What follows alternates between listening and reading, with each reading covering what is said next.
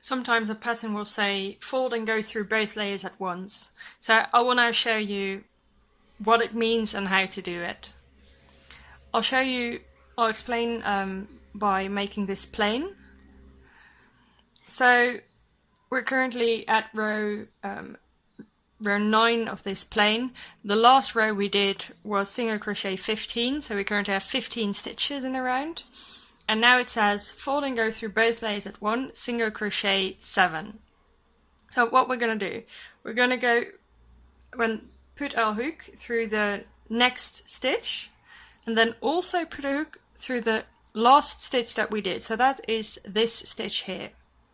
So it will take a bit of effort, but then we got our hook through the next available stitch and the last stitch.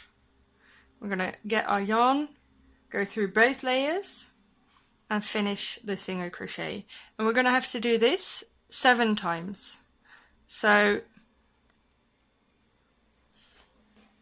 also the next available stitch and then the one opposite that. So that's this stitch.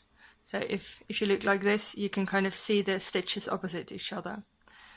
And then get the yarn, go through both layers and finish the stitch. And you have to do this as many times as the pattern says. So here it's 7 times. So this is number 3, then number 4,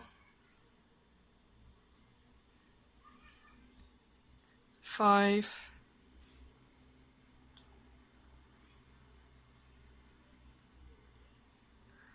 6, and here we have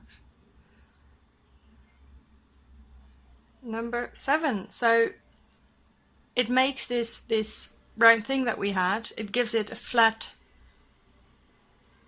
side, which often makes it easier to sew to the the plain in this case. So good luck.